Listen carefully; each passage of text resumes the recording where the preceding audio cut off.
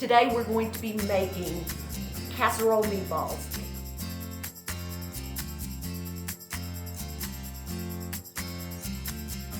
This meatball recipe is so simple. It's going to be done all in one bowl.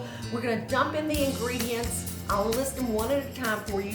And then we're just going to start mixing it up, just kind of like when you made mud pies when you were a kid and you just played in the sand and you got all messy and dirty. And that's what cooking's about. It's about using your hands and getting in there and putting the love in it. We're starting with ground pork and 100% grass-fed ground beef. We've got 2 eggs, and they are just whipped beaten eggs. I'm going to put those in.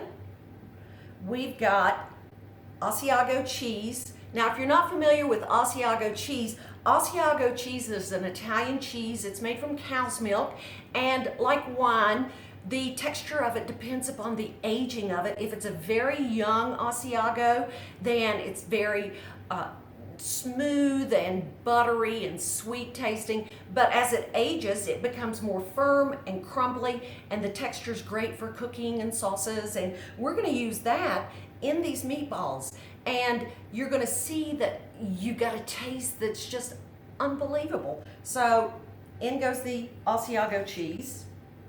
Now we've got a little bit of Greek yogurt that's going to go in. Here's another ingredient that maybe you don't typically think of being in a meatball, and this is just an onion soup mixture. So it's a dry soup mixture that's going in. We're going to put in some breadcrumbs. Now, I do my own breadcrumbs. I just crush up saltine crackers. If you want it to be gluten-free, then use rice crackers. You just crush those up very finely and put those in. So we're putting those crackers in.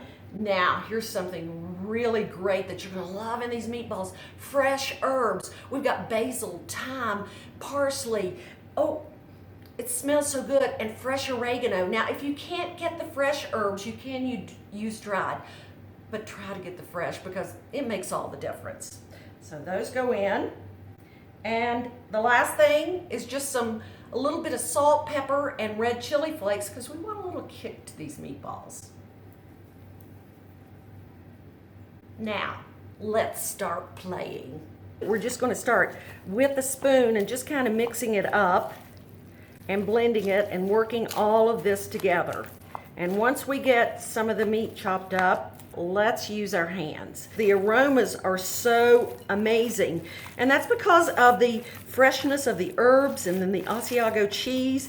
These are really very fluid, tender meatballs. You'll make the meatballs the size that you want to, and that will determine how many meatballs it'll make. So if you want small meatballs, you'll get more meatballs. If you want to make them a little larger, then go for it, and you'll have fewer meatballs, but it'll be an entree like for your meal. So you see how all of this is coming together, and you see that beautiful green and the herbs and the little flicks of the Asiago cheese.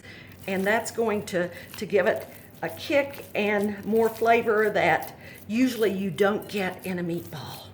So we're going to take a little bit and we're just going to roll it around and make a nice meatball back and forth. I do this with my grandkids. They love this. And we're going to put them in a casserole dish, but I'm going to make a few here and show you. And then we're going to line the casserole dish with them. And then you'll see the next thing we're going to do. As you can see, this one is bigger than this one. So let's add a little more meat to this one. All right, the meatballs are all done. They're in the casserole dish. We're going to put them in the oven under the broiler for about 15 minutes, and then we're going to do something else to them. In they go. I've got these out of the oven. They were under the broiler about 10 minutes, and as you can see, they're still crackling. And what I've done is just kind of char them a little bit. They haven't cooked fully through, so what we're going to do now is use just a really nice marinara sauce. And buy the best marinara sauce you can. And I've got about 2.5 cups here, and I'm just going to put it all over the meatballs. These meatballs will just kind of ooze and marinate in the marinara sauce, and all of those flavors of the meatball will just come into the marinara sauce. Here we go. It's sizzling, yeah, it's really good. And we're gonna cover it with foil, and we're gonna put it back in the oven. Oh, wow. Man, do they look good. Look at this. Oh, they have just cooked in this marinara sauce. It's just beautiful. Do you see the steam coming off of them? These are actually dinner meatballs. This is something that you could put over pasta, or if you don't want the pasta, put it over a bed of arugula or watercress, just some greens. Oh my goodness, it's gonna be beautiful. Oh wow. These are just delicious. And put a little extra sauce on them. So there we go so far. Now we're gonna do something else. We're going to give an extra grating of Asiago cheese, and we're going to take a couple of leaves of fresh basil, and we're just going to tear them up. We're not going to even use a knife and chop them. We're just going to tear them up and put them in there. And then the last finishing touch, a little bit of drizzle of olive oil. Now, that's a meatball. Oh my gosh, those are amazing. A little extra Asiago shaving and some fresh basil and the sauce. That's all you need. Who needs pasta? But if you want it, add it.